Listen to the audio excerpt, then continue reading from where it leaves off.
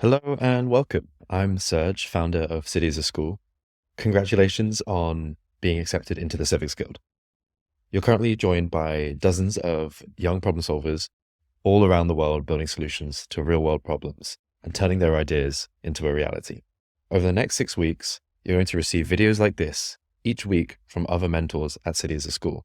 By the end of this 6 weeks, you'll have built a working first version of your solution or idea. The top 10 projects will be invited to Demo Day, where you'll present your final product. Those 10 projects will receive follow-up mentoring and support to take the idea onwards and potentially receive funding from our partners. A final bit of housekeeping before we get into this week's activities. Firstly, jump into Discord. This is where you can speak to any of the City as a School team and meet your fellow cohort members. Secondly, visit the Civics Guild homepage and browse our list of mentors. Reach out and ask us to make an intro if anyone aligns with your goals and project ideas.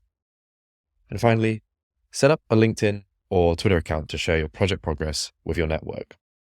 One major benefit of going through the activities every week of this cohort is that you'll leave with screenshots, videos, designs, and more as evidence of the skills you've gained, which can unlock more opportunities as you build your credibility online. We also make sure to share your posts via the City as a School channel to boost your reach. Today, we're diving into the essentials of constructing a problem statement and understanding personas. By Friday next week, you should confidently present a problem statement tailored for a specific persona and have shared it online via your LinkedIn or Twitter profile to show your network what you're going to be working on. Let's get started. You'll probably come into the Civics cohort with a loose idea of what you want to build. You either have too many ideas that you need to make more concrete, or you have too few because your ideas are disconnected from real-world people and their real-world context. To overcome this, we have to think about how you can build just one specific solution for one real person and their one real problem. This week is about stepping back from coming up with loads of potential solutions and instead slowing down to deeply understand the problem so that we can build the right solution. Even if you're building for fun, this exercise will help you see the world through your end user's eyes. Whether you're building an event or making music, writing an article, or building software, having empathy with your end reader or user will help you build a better product. To do this, we need to create two things: a user persona and a problem statement. Step 1, creating your persona. A persona represents your end reader, user, or customer. Why are personas important? They foster empathy and understanding. They help you visualize your user or reader's challenges, and they give you a concrete way to see if your solution actually works by returning to it after you've built your solution. To craft a persona, consider these elements. What's your persona's age, location, and profession? Do they have an education? What level of education did they get? And what social roles do they have? You also need to get clear on what their motivations, aspirations, and goals are.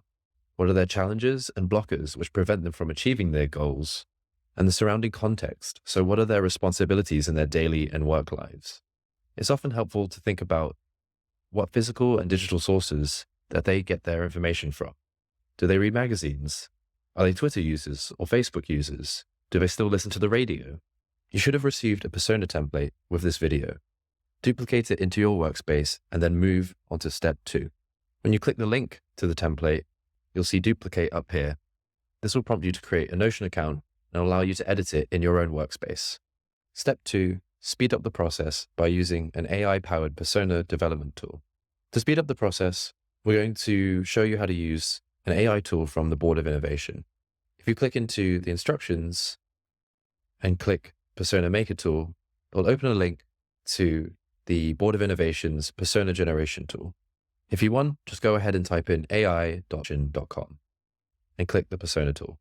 Think about your product and input your target audience. For example, my product is going to center around teens in Bangladesh interested in science.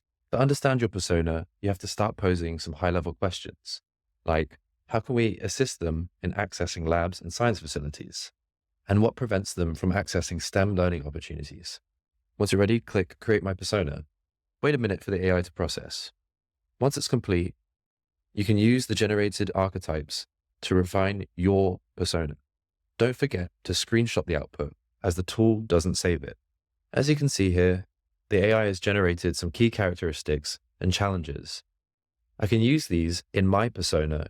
This will help you answer the questions of what are their motivations, what are their challenges, their responsibilities, and where do they get their information. As you can see, it's missing some information about those different parts of the persona. Keep improving your questions and creating new personas to gain new insights. You should always try and follow up this kind of desk research with finding time to actually speak with and observe your ideal user or customer. Really try to understand their context. What gets them up in the day? What do they struggle with? What happens in the day which blocks them from achieving their goals? What kind of information are they looking for? And what are their challenges? Once you've filled out all the info on your persona template, take a screenshot and post it on social media. And move on to step 3, writing your problem statement. A problem statement succinctly identifies and explains an issue or challenge. It clarifies the problem in a short statement for you, your team, and your stakeholders to align on. The structure of a well-constructed problem statement typically consists of 3 core elements: the current state, where things stand now; the gap, the existing solutions or methods they use, and their shortcomings; and the desired future state, the ideal scenario or outcome. For example, Sarah Chung, our podcast host, struggles to balance their roles due to insufficient scheduling tools. They need solutions for effective time management and podcast promotion. Currently, they use 3 or 4 non-integrated tools.